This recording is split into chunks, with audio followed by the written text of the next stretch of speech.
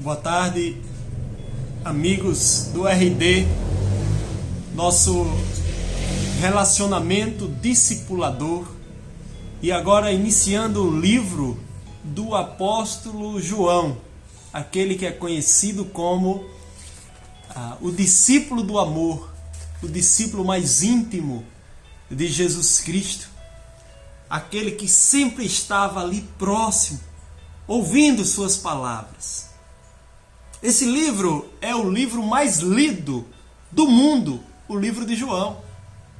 Foi escrito no final do primeiro século, quando todos os outros apóstolos já estavam mortos. O propósito de João foi deixar claro que Jesus é o Filho de Deus e se fez carne e habitou entre nós. Ele escreve para que os seus leitores tenha uma fé inabalável nele, em Jesus Cristo. Então, com essa introdução, eu estarei lendo os versículos do 1 ao 18 do capítulo 1. Esse primeiro capítulo ele tem 51 versículos e eu estarei dividindo ele nessa primeira parte dos versículos 1 aos versículos 18. Na sequência, o irmão Manuel vai estar explicando dos versículos 19 ao versículo 34. Na próxima quarta-feira, hoje, dia 18 de maio de 2020. Então, a palavra de Deus nos diz assim: no princípio era o Verbo, e o Verbo estava com Deus, e o Verbo era Deus. Ele estava no princípio com Deus. Todas as coisas foram feitas por ele, e sem ele nada do que foi feito se fez. Nele estava a vida, e a vida era a luz dos homens. E a luz resplandece nas trevas, e as trevas não a compreenderam. Houve um homem enviado de Deus, cujo nome era João. Este veio para testemunho, para que testificasse da luz, para que todos crescem por ele. Não era ele a luz, mas para que testificasse da luz. Ali estava a luz verdadeira, que ilumina a todo homem que vem ao mundo. Estava no mundo, e o mundo foi feito por ele, e o mundo não o conheceu. Veio para o que era seu,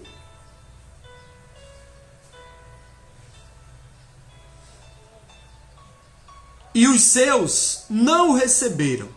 Versículo 12. Mas a todos quantos o receberam, deu-lhes o poder de serem feitos filhos de Deus, aos que creem no seu nome, os quais não nasceram do sangue, nem da vontade da carne, nem da vontade do homem, mas de Deus.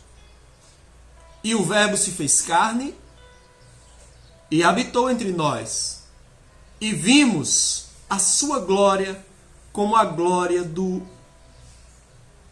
unigênito do Pai, cheio de graça e de verdade. João testificou dele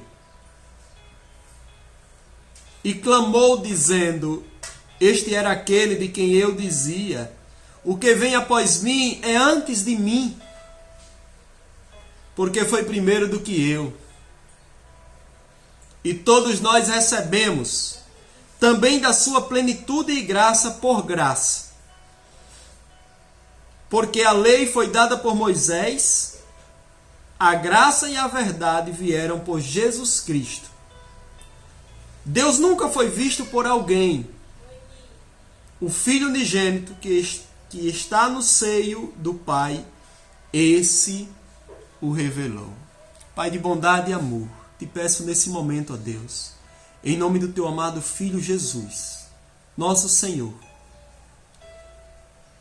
Ó nosso Pai amado, ilumina as nossas mentes para entendermos pelo teu Espírito a revelação da tua palavra, desses versículos, ó Deus, que o Senhor inspirou o teu servo João, para que hoje tivéssemos livre acesso a ela, Pai. Em nome de Jesus. Amém.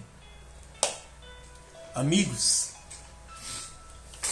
os versículos 1 e 2 nos diz que no princípio era o Verbo, e o Verbo estava com Deus, e o Verbo era Deus. Ele estava no princípio com Deus. Gênesis, primeiro livro da Bíblia, que significa o início, nos diz que no princípio Deus criou os céus e a terra. Versículo 2 diz: era a terra sem forma e vazia, trevas cobriam a face do abismo, e o Espírito de Deus se movia sobre a face das águas.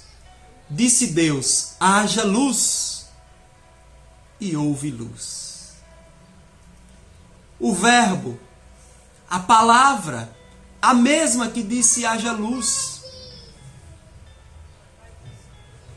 Essa palavra estava com Deus, mas essa palavra era Deus.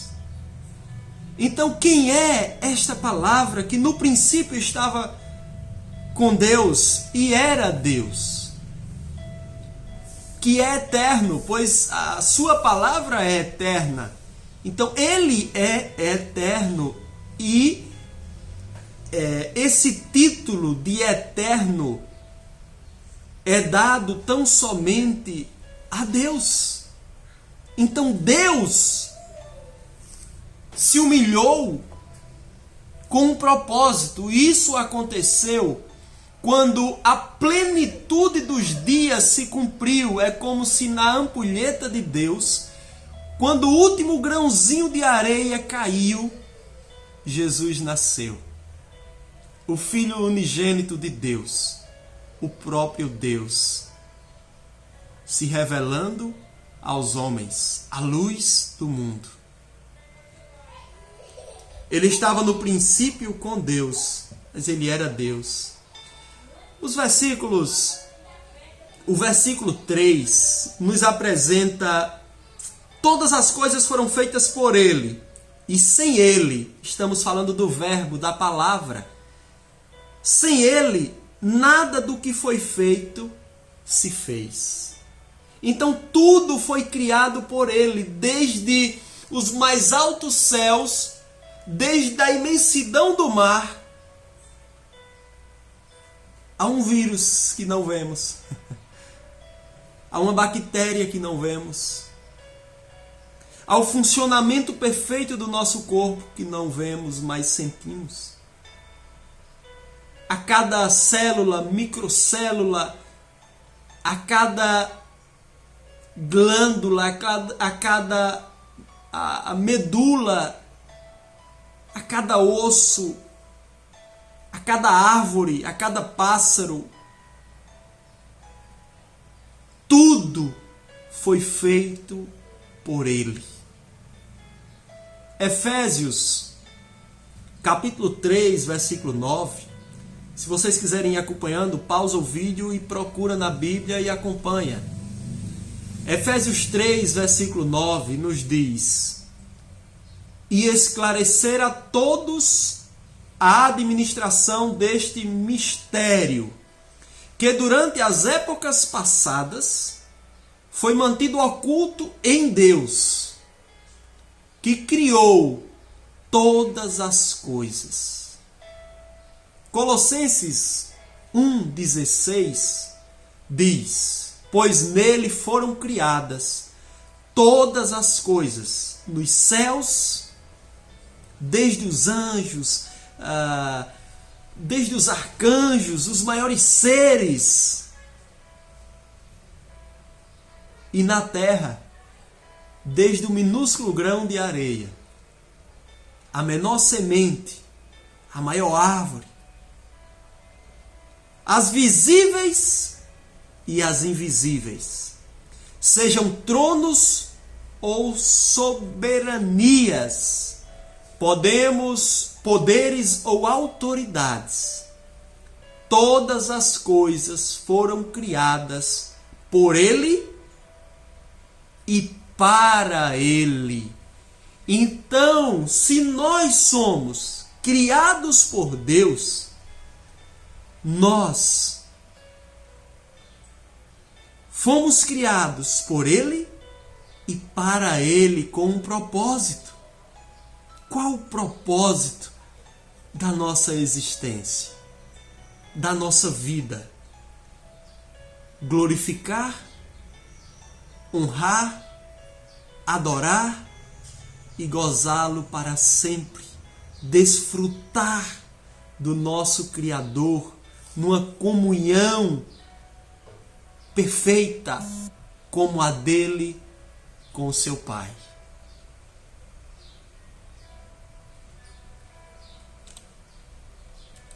Versículo 4 nos mostra: nele estava a vida, e a vida era a luz dos homens.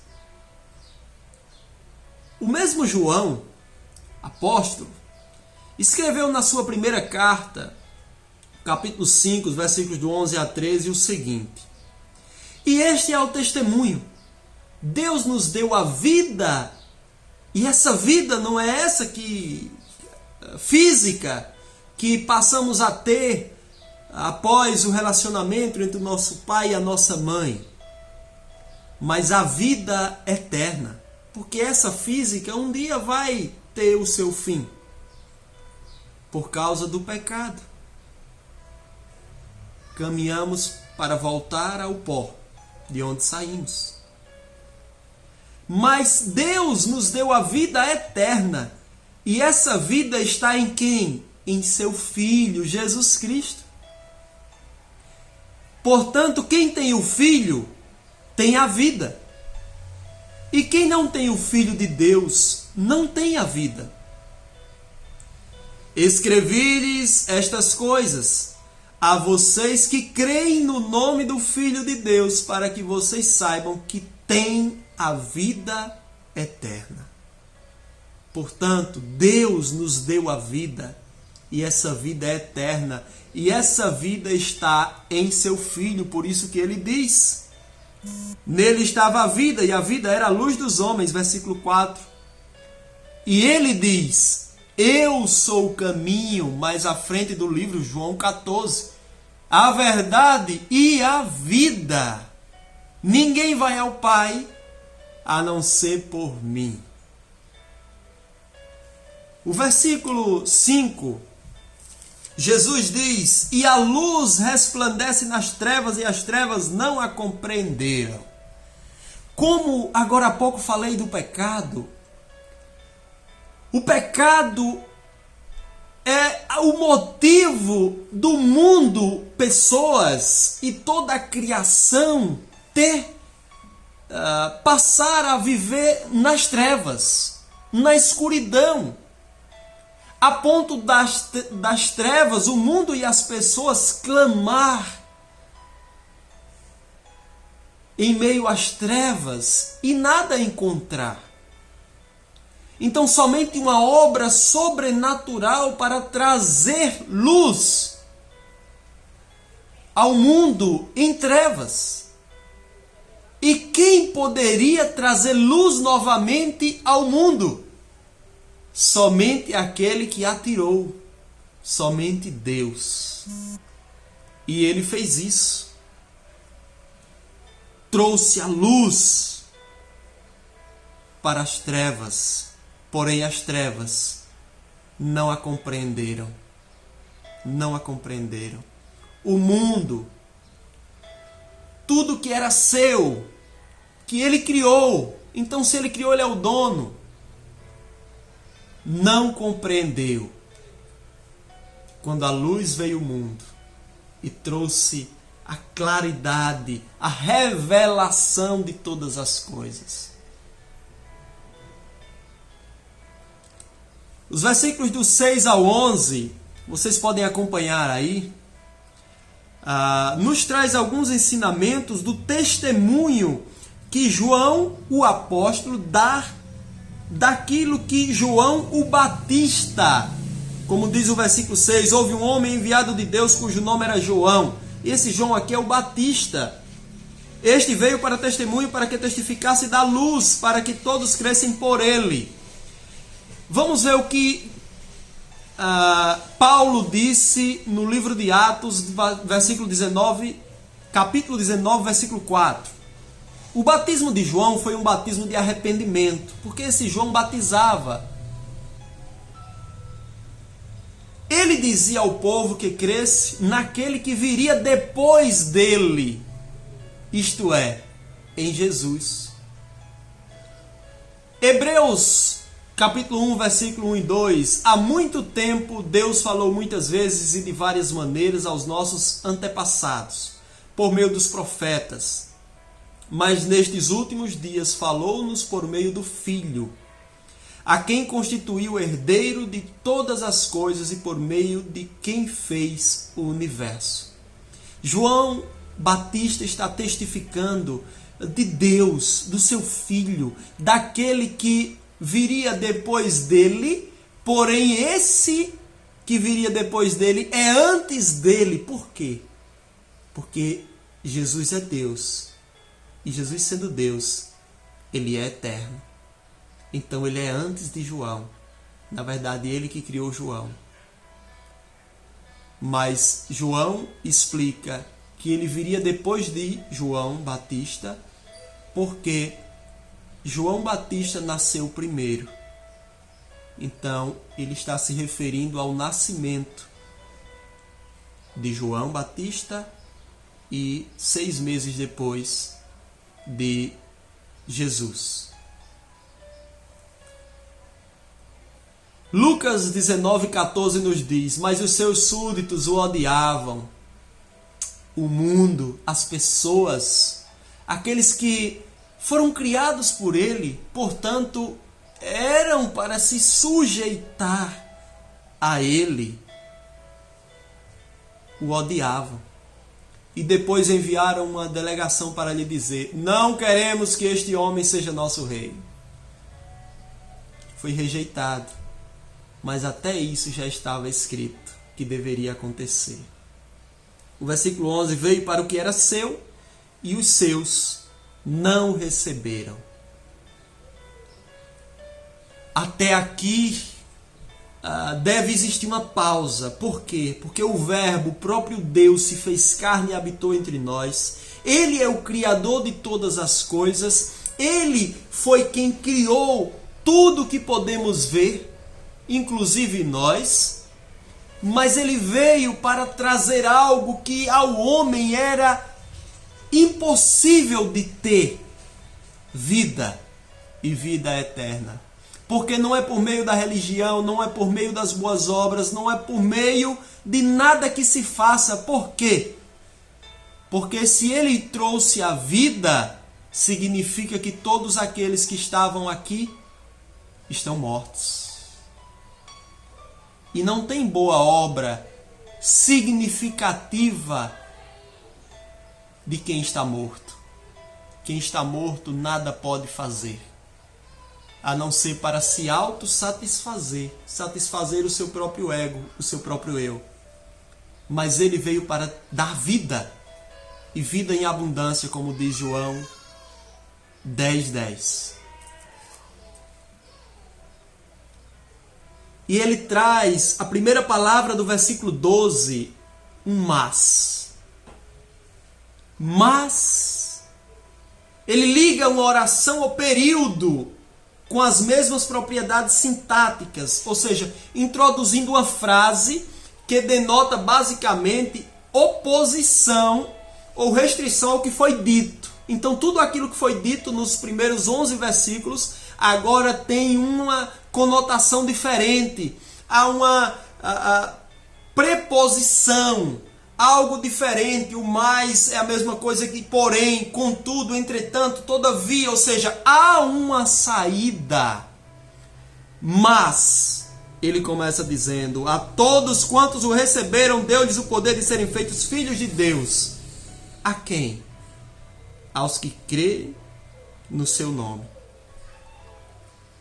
Romanos 8, 15 e 17 diz: todos vocês são filhos de Deus mediante a fé em Cristo Jesus. Na verdade, Gálatas 3:26. Gálatas 3:26 diz: todos vocês são filhos de Deus, mediante a fé em Cristo Jesus. Agora sim, Romanos 8, versículos do 15 ao 17 diz: pois vocês não receberam um espírito que o escravize para novamente temer, mas receberam um espírito que os adota como filhos, por meio do qual clamamos: Abba, Pai.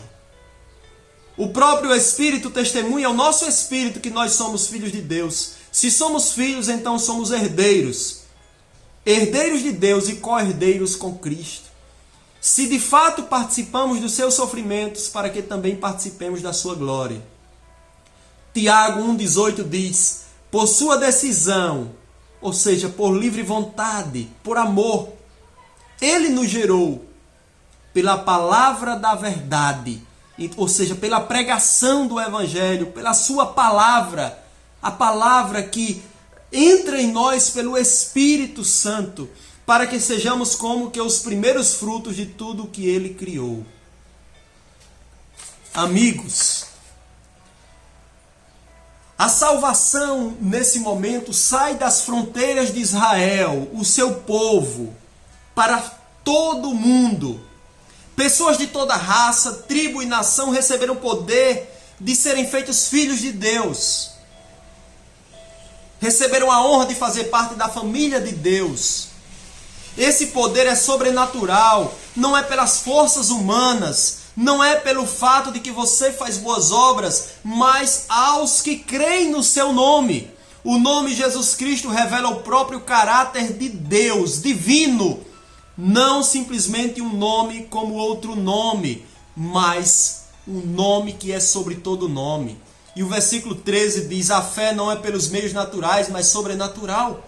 Naturalmente nós somos a imagem e semelhança de Deus, mas ao receber Cristo, somos aceitos por Deus e recebemos o direito de nos tornarmos filhos de Deus.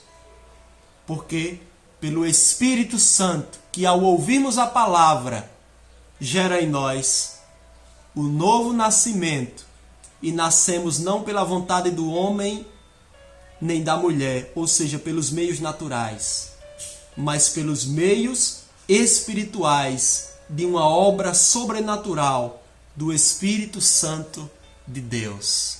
Eu irei parar por aqui, irmãos, porque o vídeo vai acabar, para que não fique 2 vídeos até aqui. Deus abençoe e na quarta-feira nós damos continuidade. Que o Senhor, através do seu Espírito, nos conduza ao entendimento desta palavra. E que venhamos a nos firmar nestas verdades, de que o Filho unigênito de Deus se fez homem, para cumprir tudo aquilo que a Bíblia aponta, ou seja, para Ele, para que na consumação dos tempos tudo se revele. Então Ele é a revelação do caráter divino de Deus e nos mostra que pelo poder da sua palavra, o Verbo, aquele mesmo que disse haja luz, é quem nos faz termos vida, pois estávamos mortos por causa do pecado, e agora vida eterna. Deus abençoe.